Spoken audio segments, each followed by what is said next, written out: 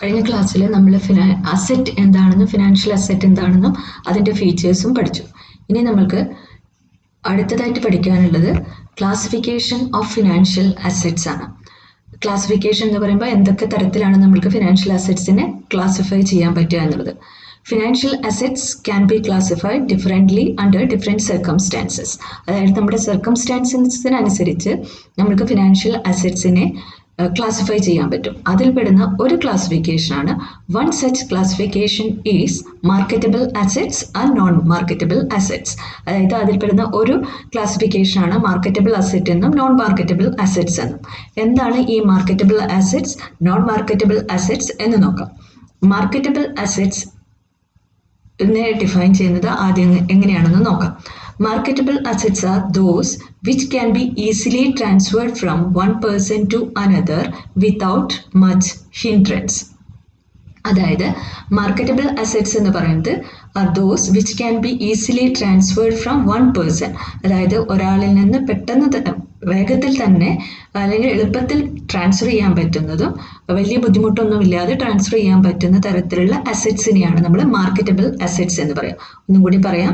Marketable assets are those which can be easily transferred from one person to another without much hindrance. അതായത് നമുക്ക് എളുപ്പത്തിൽ transfer ചെയ്യാൻ പറ്റുന്ന തരത്തിലുള്ള അസറ്റിനെയാണ് നമ്മൾ മാർക്കറ്റബിൾ അസറ്റ്സ് എന്ന് പറയാം. അതിനുള്ള എക്സാമ്പിൾസ് ആണ് shares of listed companies, government securities, bonds of public sector undertaking. അതായത് ഷെയർ, സെക്യൂരിറ്റി, ബോണ്ട് ഇതൊക്കെ നമ്മൾക്ക് ഇപ്പം ഞാൻ എടുത്തിട്ടുണ്ടെങ്കിൽ എനിക്ക് വേറൊരാൾക്ക് കൈമാറാൻ പറ്റും. അങ്ങനെ എളുപ്പത്തിൽ ട്രാൻസ്ഫർ ചെയ്യാൻ പറ്റുന്ന തരത്തിലുള്ള അസറ്റിനെയാണ് മാർക്കറ്റബിൾ അസറ്റ്സ് എന്ന് പറയാം. The second category is non-marketable assets. രണ്ടാമത്തെ കാറ്റഗറി എന്ന് പറയുന്നത് നോൺ മാർക്കറ്റബിൾ അസറ്റ്സ് ആണ്. ആ നോൺ മാർക്കറ്റബിൾ അസറ്റ്സ് എന്ന് പറയുന്നത് which cannot be transferred easily. നമ്മൾക്ക് ഈസി ആയിട്ട് ട്രാൻസ്ഫർ ചെയ്യാൻ പറ്റാത്ത അസറ്റുകളെയാണ് നമ്മൾ നോൺ മാർക്കറ്റബിൾ അസറ്റ്സ് എന്ന് പറയാം. അതിൻ്റെ examples bank deposit, provident fund, pension fund, national savings certificates, insurance policies etcetera. അതായത് ഇതിന് എക്സാമ്പിൾ ആയിട്ട് പറയുന്നത് bank deposit, provident fund. Bank ഡെപ്പോസിറ്റിന്റെ കാര്യത്തിൽ നമ്മൾക്കറിയാം, നമ്മളൊരു FD അങ്ങനെയുള്ള എന്തെങ്കിലും എടുത്തിട്ടുണ്ടെങ്കിൽ നമ്മൾക്കത് വേറൊരാൾക്ക് ട്രാൻസ്ഫർ ചെയ്യാൻ പറ്റില്ല. അത് ബാങ്കിൽ കൊണ്ടുപോയി അതിനെ പൈസയാക്കി മാറ്റുക എന്നല്ലാതെ ഞാൻ എടുത്തിരിക്കുന്ന ഒരു FD വേറൊരാളുടെ പേരിലേക്ക് അത് മാറ്റാനുള്ള പ്രൊവിഷൻ ഇല്ല. അങ്ങനെ മാറ്റാൻ പറ്റാത്ത തരത്തിലുള്ള അസറ്റിനെയാണ് നമ്മൾ നോൺ മാർക്കറ്റബിൾ അസറ്റ്സ് എന്ന് പറയാം. നോൺ മാർക്കറ്റബിൾ അസറ്റ്സിന്റെ examples bank deposit, provident fund, pension fund, national savings certificate, insurance policy etcetera. ഇതൊക്കെയാണ് നോൺ മാർക്കറ്റബിൾ അസറ്റ്സിനുള്ള കുറച്ച് എക്സാമ്പിൾസ് ആയിട്ട് നമുക്ക് പറയാം.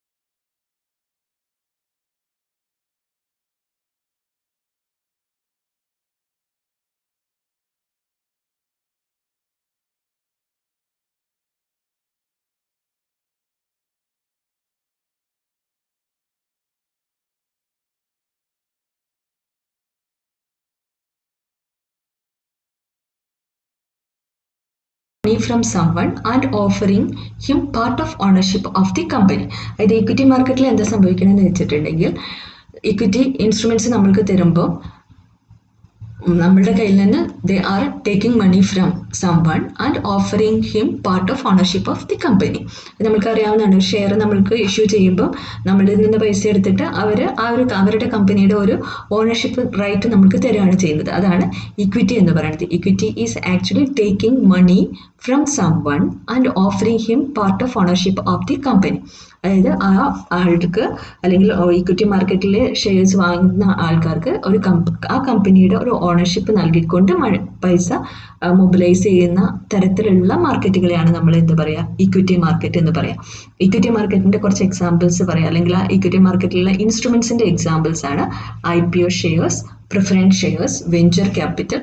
ഇതൊക്കെ ഇക്വിറ്റി ഇൻസ്ട്രുമെന്റ്സിന്റെ കാര്യത്തിൽ വരുന്ന രണ്ട് അല്ലെങ്കിൽ എക്സാമ്പിൾസ് ആണ്. അപ്പോൾ രണ്ട് നമ്മൾ ഡിഫറൻസ് മനസ്സിലായിട്ടുണ്ടാവും. ഡെപ്റ്റ് ഇൻസ്ട്രുമെന്റ്സ് എന്ന് പറയുന്നത് ശരിക്കും ബോറോയിങ് ആണ്. അവിടെ ഇൻട്രസ്റ്റും പ്രിൻസിപ്പളും നമ്മൾ തിരിച്ചു കൊടുക്കണം. ആ ഇൻട്രസ്റ്റും പ്രിൻസിപ്പളും കിട്ടുന്ന ആ എമൗണ്ട് ആണ്, ഇൻട്രസ്റ്റ് ആണ് അവരുടെ ഏർണിങ്സ് എന്ന് പറയുന്നത്. ഇക്വിറ്റി ഇൻസ്ട്രുമെന്റ്സിൽ എന്ന് പറയുന്നത് നമ്മുടെ കയ്യിൽ നിന്ന് പൈസ എടുത്ത് നമ്മൾക്ക് ഓണർഷിപ്പ് തരികയാണ്. നമ്മൾക്ക് അവരുടെ ഏർണിങ്സിലും അതുപോലെ അവരുടെ അസറ്റിന്റെ മുകളിലും ഒരു ഓണർഷിപ്പ് ഉണ്ടാകും എന്നുള്ളതാണ് ഇക്വിറ്റി മാർക്കറ്റിന്റെ ഫീച്ചേഴ്സ്. ഇതാണ് ഈ ഡെപ്റ്റ് മാർക്കറ്റും ഇക്വിറ്റി മാർക്കറ്റും തമ്മിലുള്ള ഡിഫറൻസ് എന്ന് പറയുന്നത്. ഡെപ്റ്റ് മാർക്കറ്റിന്റെ എക്സാമ്പിൾസ് ഏതൊക്കെ വരിക? Bank loans, borrowings, bonds, debentures, ഇതൊക്കെ അതിലാണ് വരിക. ഷെയർസ് എന്നുള്ള കാറ്റഗറിയിൽ വരുന്ന എല്ലാ ഇൻസ്ട്രുമെന്റ്സും വരുന്നത് ഇക്വിറ്റി ഇൻസ്ട്രുമെന്റ്സ് എന്നുള്ള ഒരു കാറ്റഗറിയിലാണ്. ഇനി നമ്മൾക്ക് ഈ ഡെപ്റ്റും ഇക്വിറ്റിയും തമ്മിലുള്ള മേജർ ആയിട്ടുള്ള ഡിഫറൻസസ് എന്തൊക്കെയാണ് എന്നുള്ളത് നോക്കാം. ഫസ്റ്റ് വൺ, നമ്മളൊരു ഡെപ്റ്റ് എന്ന് പറയുമ്പോൾ നമ്മുടെ ഒരു ഫിനാൻഷ്യൽ ഇൻട്രസ്റ്റ് മാത്രമേ അവിടെയുള്ളൂ. ബട്ട് ഇക്വിറ്റി മാർക്കറ്റിൽ നമ്മൾക്ക് ഓണർഷിപ്പ് ഇൻട്രസ്റ്റ് ആണ്. അതായത് നമ്മൾക്ക് ഇത്രയേ അതിൽ ചിന്തിക്കേണ്ടതുള്ളൂ. ഡെപ്റ്റ് നമ്മൾ ബോറോ ചെയ്യുന്നത് എപ്പോഴാണ്? നമുക്ക് പൈസയ്ക്ക് അത്യാവശ്യം വരും. അവിടെ നമ്മൾക്ക് ഫിനാൻഷ്യൽ ഇൻട്രസ്റ്റ് മാത്രമേ ഉള്ളൂ, വേറെ അതിൽ ഓണർഷിപ്പ് അങ്ങനെയുള്ള കാര്യങ്ങളിലൊന്നും ഇൻട്രസ്റ്റ് ഇല്ല. ബട്ട് ഇക്വിറ്റി ഇൻസ്ട്രുമെന്റ്സിന്റെ കേസിലുള്ളത് അവിടെ ഫിനാൻഷ്യൽ ഇൻട്രസ്റ്റ് അല്ല, നമ്മൾക്ക് ഓണർഷിപ്പ് ഇൻട്രസ്റ്റ് ആണ് അവിടെ കാണിക്കുന്നത്. So the first difference between the debt market and equity market is that debt market shows the financial interest, whereas equity market shows the ownership interest. In a second difference എന്ന് പറയുന്നത്, ഡെപ്റ്റ് മാർക്കറ്റിലെ risk എന്ന് പറയുന്നത് it is comparatively low ആണ്. But equity market, share മാർക്കറ്റ്സിന്റെ risk നമുക്ക് ഇനി explain ചെയ്യേണ്ട കാര്യമില്ല. ഇക്വിറ്റി മാർക്കറ്റിന്റെ റിസ്ക് എന്ന് പറയുന്നത് വെരി ഹൈ ആയിട്ടുള്ള റിസ്ക് ആണ്. ഡെപ്റ്റ് മാർക്കറ്റിന്റെ മൂന്നാമത്തെ ഡിഫറൻസ് എന്ന് പറയുന്നത്, നമ്മൾ ഡെപ്റ്റ് മാർക്കറ്റിൽ കൊടുത്താൽ ബോറോവർക്കും ഇഷ്യൂവർക്കും വലിയ റിട്ടേൺ ഒന്നും എക്സ്പെക്ട് ചെയ്യാൻ പറ്റില്ല. അതിനൊക്കെ കുറേ നോംസ് ഒക്കെ ഫോളോ ചെയ്യുന്നുണ്ട്. ബട്ട് ഇക്വിറ്റി മാർക്കറ്റിൽ എപ്പോഴും നമ്മൾ ഒരു ഹൈ റിട്ടേൺ എക്സ്പെക്ട് ചെയ്തുകൊണ്ടാണ് നമ്മൾ രണ്ടുപേരും അതിൽ വർക്ക് ചെയ്യുക, അല്ലെങ്കിൽ ഹൈ റിട്ടേൺ കിട്ടും എന്നുള്ള ഒരു എക്സ്പെക്ടേഷൻ നമ്മൾക്ക് ഇക്വിറ്റി മാർക്കറ്റിൽ കാണാൻ പറ്റും. സോ ദ ഡിഫറൻസസ് ഒന്നാമത്തത് എന്താ? ഒന്നാമത്തത് ഡെപ്റ്റ് മാർക്കറ്റ് ഫിനാൻഷ്യൽ ഇൻട്രസ്റ്റ് ആണ് കാണിക്കുന്നത്, ലെസ് റിസ്ക് ആണ്, അതുപോലെ ലോ റിട്ടേൺ ആണ്. ഇക്വിറ്റി മാർക്കറ്റിൽ എന്താ കാണിക്കുന്നത്? ഓണർഷിപ്പ് ഇൻട്രസ്റ്റ് ആണ്, ഹൈ റിസ്ക് ആണ്, ഹൈ റിട്ടേൺ കിട്ടും എന്നുള്ളതാണ് മൂന്ന് ഡിഫറൻസസ്. ഇനി നാലാമത്തെ ഡിഫറൻസ്, ഡെപ്റ്റ് മാർക്കറ്റിൽ വൊളാറ്റിലിറ്റി അല്ലെങ്കിൽ ഫ്ലക്ച്വേഷൻസ് ഇൻ ഇൻവെസ്റ്റ്മെന്റ് എന്ന് പറയുന്നത് വെരി ലോ ആണ്, അല്ലെങ്കിൽ വെരി ലെസ് ആണ്. ഇത് ഡെപ്റ്റ് instruments are less volatile. Equity instruments എന്ന് പറയുന്നതോ നമ്മൾക്കറിയാം, ഷെയർ മാർക്കറ്റ്സ് എന്ന് പറയുന്നത് എപ്പോഴും ഫ്ലക്ച്വേഷൻസ് ഉണ്ടായിക്കൊണ്ടിരിക്കുന്നത്. അതുകൊണ്ട് തന്നെ ഹൈലി വൊളാറ്റൈൽ ആയിട്ടുള്ള മാർക്കറ്റാണ് ഈക്വിറ്റി മാർക്കറ്റ് എന്ന് പറയുന്നത്. നെക്സ്റ്റ് ഡിഫറൻസ് എന്ന് പറയുന്നത്, നമ്മൾ ഡെപ്റ്റ് മാർക്കറ്റിൽ ഇഷ്യൂ ചെയ്യുന്ന ആൾക്കാർക്ക് ഇത് ഡെപ്റ്റ് കൊടുക്കും തോറും അവരുടെ ബേർഡൻസ് കൂടിക്കൊണ്ട് വരികയാണ് ചെയ്യുക. ബട്ട് ഇക്വിറ്റി മാർക്കറ്റിൽ എന്താ ചെയ്യുന്നത്? അവരുടെ ഫണ്ട് അക്യുമുലേഷൻ കൂടി വരികയാണ് ചെയ്യുക. ഫണ്ട് അക്യുമുലേഷൻ കൂടി വരികയാണെന്ന് പറഞ്ഞിട്ടുണ്ടെങ്കിൽ അവർക്ക് കുറേ പൈസ കിട്ടും. നമ്മൾ കുറേ പേര് ഷെയർ എടുക്കുകയാണെങ്കിൽ കുറേ പൈസ കിട്ടും എന്നുള്ള ഫണ്ട് അക്യുമുലേഷൻ ആണ് നടക്കുന്നത്. ഇവിടെ ലോൺ കൊടുക്കും തോറും അവരുടെ ബേർഡൻ തിരിച്ച് കിട്ടണം, തിരിച്ച് വാങ്ങിക്കണം, അങ്ങനെയുള്ള കുറേ കണ്ടീഷൻസ് ഉണ്ട്, ഡിവിഡൻസ് കൊടുക്കണം, അങ്ങനെയുള്ള കാര്യങ്ങളൊക്കെ വരുന്നത് ഡെപ്റ്റ് മാർക്കറ്റിലാണ്. ഇതാണ് നാലാമത്തെ ഡിഫറൻസ്. അഞ്ചാമത്തെ ഡിഫറൻസ് എന്ന് പറയുന്നത്, സിക്സ്ത് ഡിഫറൻസ് ഈസ് ദാറ്റ് നമ്മൾ നേരത്തെ പറഞ്ഞു, ബോണ്ട് അല്ലെങ്കിൽ ഡെപ്റ്റ് മാർക്കറ്റിൽ നമ്മൾക്ക് we do not have the ownership right. അതായത് ഓണർഷിപ്പ് നമ്മൾക്ക് ഇല്ല. നമ്മൾ ഒരു ഫിനാൻഷ്യൽ ഇൻട്രസ്റ്റിന് വേണ്ടി അല്ലെങ്കിൽ നമ്മളൊരു ബോറോയിങ് മാത്രമാണ് ഡെപ്റ്റ് മാർക്കറ്റിൽ നടത്തുന്നത്. വേറാസ് ഇക്വിറ്റി മാർക്കറ്റിൽ എന്താ, അവരുടെ അസറ്റിന്റെ മുകളിലും അവരുടെ ഏർണിങ്സിന്റെ മുകളിലും നമ്മൾക്കൊരു ക്ലെയിം ഉണ്ട് എന്നുള്ളതാണ്. There is in equity market we have claim on the future earnings of the firm. ആ ഫേമിന്റെ ഫ്യൂച്ചർ ഏർണിങ്സിൽ നമ്മൾക്കൊരു ക്ലെയിം ഉണ്ട് എന്നുള്ളതാണ് ഓർത്ത് വയ്ക്കേണ്ടത്. Then next difference is that there is no voting right to ഡെപ്റ്റ് ഹോൾഡേഴ്സ്. ഡെപ്റ്റ് ഹോൾഡേഴ്സിന് ഒരിക്കലും ഒരു വോട്ടിംഗ് റൈറ്റ് ഉണ്ടാവില്ല. പക്ഷേ ഇക്വിറ്റി ഹോൾഡേഴ്സ് കമ്പനിയുടെ ഷെയർ ഹോൾഡേഴ്സ് ആണ്, അവർക്ക് they have right to vote. Then another difference, നമ്മൾ എപ്പോഴെങ്കിലും ഒരു എമർജൻസി അല്ലെങ്കിൽ ക്രൈസിസ് ഉണ്ടാവുകയാണെങ്കിൽ ബോണ്ട് ഹോൾഡേഴ്സിന്റെ കേസസിൽ അവർക്ക് പെട്ടെന്ന് തന്നെ അവരുടെ പൈസ തിരിച്ചു കിട്ടും. ബട്ട് ഷെയർ ഹോൾഡേഴ്സിന്റെ കേസിൽ അങ്ങനെ പെട്ടെന്ന് തന്നെ അത് തിരിച്ചു കിട്ടണം എന്നൊന്നുമില്ല. അവരതിൻ്റെ അവർക്ക് ക്ലെയിം ഉണ്ട്, അതിൽ ഓണർഷിപ്പ് റൈറ്റ് ഉള്ളതാണ്. അവരുടെ ആ കാര്യങ്ങളൊക്കെ കഴിഞ്ഞതിന് ശേഷം മാത്രമേ അവർക്ക് അതിൻ്റെ കോമ്പൻസേഷൻ അങ്ങനെയുള്ള കാര്യങ്ങൾ തിരിച്ചു കിട്ടൂ എന്നുള്ളതാണ്. ഇതൊക്കെയാണ് മേജർ ആയിട്ടുള്ള ഡെപ്റ്റ് മാർക്കറ്റും ഇക്വിറ്റി മാർക്കറ്റും അല്ലെങ്കിൽ ഡെപ്റ്റ് ഇൻസ്ട്രുമെന്റ്സും ഇക്വിറ്റി ഇൻസ്ട്രുമെന്റ്സും തമ്മിലുള്ള ഡിഫറൻസ് എന്ന് പറയാം. അപ്പോൾ ഡെപ്റ്റ് ഇൻസ്ട്രുമെന്റ്സിന്റെ ഫീച്ചേഴ്സ് എന്തൊക്കെയാണ്? ഫിനാൻഷ്യൽ ഇൻട്രസ്റ്റ് ആണ് കാണിക്കുന്നത്, ലെസ് റിസ്കി ആണ്, അതുപോലെ ലോ പൊട്ടൻഷ്യൽ റിട്ടേൺ ആണ്, ലെസ് വളറ്റൈൽ ആണ്. ദെൻ ഡെപ്റ്റ് ഇൻസ്ട്രുമെന്റ്സ് കൊടുക്കും തോറും ഇൻക്രീസസ് ദ ഡെപ്റ്റ് ബേർഡൻ. നമ്മൾക്കൊരു പെർട്ടിക്കുലർ ഓണർഷിപ്പ് റൈറ്റ് ഉണ്ടാവില്ല, വോട്ടിംഗ് റൈറ്റ് ഉണ്ടാവില്ല. എന്തെങ്കിലും എമർജൻസി സിറ്റുവേഷൻസ് ഉണ്ടാവുകയാണെങ്കിൽ ബോണ്ട് ഹോൾഡേഴ്സിന് പെട്ടെന്ന് തന്നെ പൈസ തിരിച്ചു കിട്ടാനുള്ള അല്ലെങ്കിൽ അങ്ങനെയുള്ള കാര്യങ്ങൾക്ക് ഒരു പോസിബിലിറ്റി കൂടുതലാണ്. ഇനി ഇക്വിറ്റി ഇൻസ്ട്രുമെന്റ്സിന്റെ കേസിലോ ഓണർഷിപ്പ് ഇൻട്രസ്റ്റ് ആണ് ഇവിടെ കാണിക്കുന്നത്, ഹൈ റിസ്ക് ആണ്, ഹൈ റിട്ടേൺ ആണ്, ഹൈലി വൊളാറ്റൈൽ ആണ്. അവരുടെ മേജർ ഒബ്ജക്റ്റീവ് എന്ന് പറയുന്നത് അക്വയർ ഫണ്ട് എന്നുള്ളതാണ്. അവർക്ക് ഇക്വിറ്റി ഹോൾഡേഴ്സിന് they have claims on the future earnings of the firm.